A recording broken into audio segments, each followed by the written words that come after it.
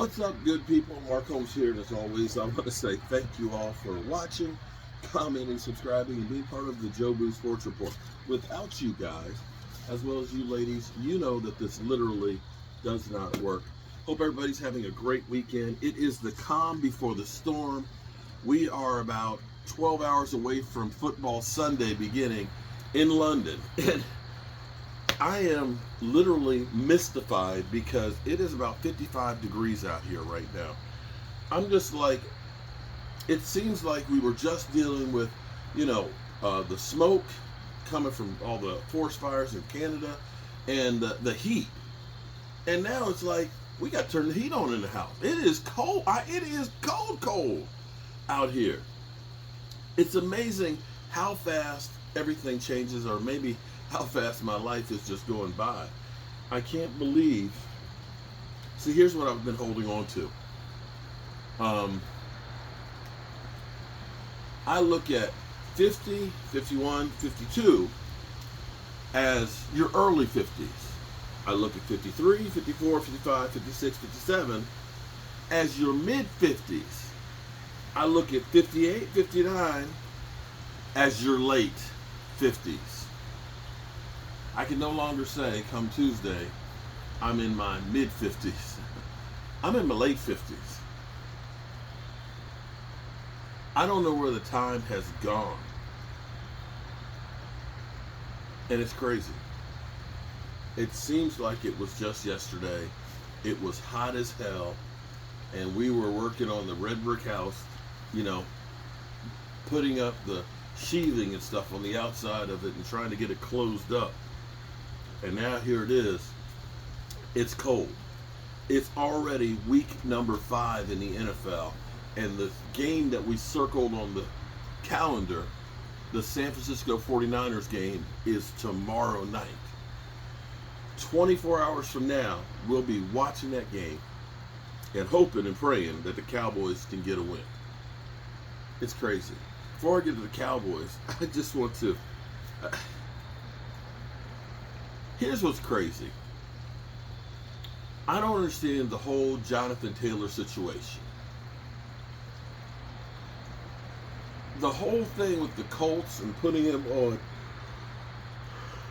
non-football injury list and not going to pay him, we're going to trade him, and trashing the man. And then you turn around and you give him a 3-year extension for $42 million. This is stupid. This is worse than what we did with Zeke Elliott when he went to Cabo. He'd have missed all the training camp. He'd have missed the first 4 games. He ain't been there with the team. You wasted a whole season. You're paying him 1 season that you've lost.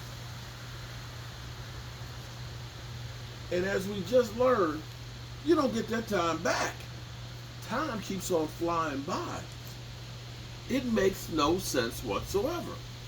And then started thinking about Saquon Barkley. Because people are like, well, Saquon, well, damn, when am I going to get paid? Well, Saquon, here's the problem with you, bro.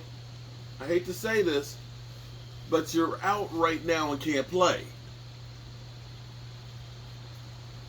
You're out right now and you still can't play. You're in doubt for tomorrow. You've missed, if you don't play tomorrow, you've missed almost a quarter of the season already. That's the reason why they look at it and say, we don't want to give you a long-term deal. In fact, that's why they say that about almost all running backs. And as crazy as it sounds, having one great running back, my eyes have been open to the idea of it, because when you pay Saquon Barkley a whole lot of money and he can't play and you got nobody else in the cupboard, you're screwed. So you're kind of better off. Maybe you have 4 guys that are lesser, right? But here's my real question. By the time a bellwether back goes through a whole season of getting hit and tackled and all that, 300 plus carries, how effective is he come playoff time? As opposed to a guy that's only gotten 25% of the hits. He may not be as good as the guy when they're both healthy. But I dare say by the time playoffs come around, the bellwether back isn't as healthy as the other guy, and the other guy might be more effective. You see what I'm saying there? And this is the rationale that teams have had. That, and you look around the teams that have had the high dollar, big name backs and don't see them going to Super Bowls. Adrian Peterson, Derrick Henry. You don't see those guys making it. So it sucks. It really does. But, Jonathan Taylor, happy for you that you got your contract, bro. So, the Cowboys are in Santa Clara, somewhere around there, for tomorrow night's game.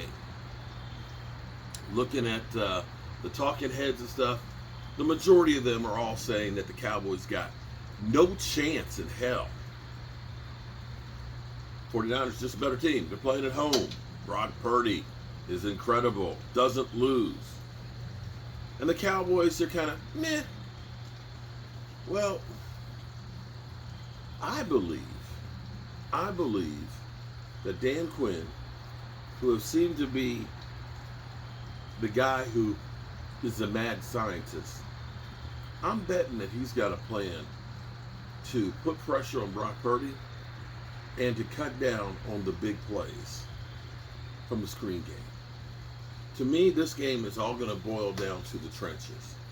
Can our defensive line control San Francisco's and keep them from being able to run the ball with Christian McCaffrey? Cowboys can do that. They win this game going away. I would rather put this game in Brock Purdy's hands without the screen game and without Christian McCaffrey being the one that can run wild. On the offensive side of the ball, funny thing is the numbers for the Cowboys and San Francisco, they're pretty much about equal. Seriously. But the way you hear the talking heads out here, you would think that Brock Purdy is up here and little old Dak Prescott is down here. They're bullshitting you. Cowboys have done damage. The funny thing, here's the funny thing, and you should actually like this statistic, because the Cowboys, I think it is 31st on yards per play. Right? So typically, if you're not making a whole lot of yards per play, you're not getting big chunk plays, your average is going to go down. But the Cowboys, I think, are second or third in scoring. So understand, listen to me for a second. Understand what this also means, because you can cherry pick statistics and it makes it sound a lot worse than it is. It doesn't sound good when you say you're not making as many yards as other people are per play. Part of that reason is because the Cowboys have been actually running the ball more. But when you have more plays and you're still scoring the football, okay, as opposed to, boom, two passes and it's a touchdown. If you're taking more plays, you're taking more time off the clock. And if you're taking more time off the clock, what you're doing is you're playing keep away from the other team. And you're keeping your defense fresh. If you go down there and you score almost every time, now I know we've got problems in the red zone, as they pointed out, but we get to the red zone more than anybody else. We are controlling the clock. And that is one of the main things that you want to be able to do. That means if you're controlling the clock, you're getting first downs, you're eating up time, and you're giving less opportunities for the other guys. Cowboys are going to be all right tomorrow. I believe that.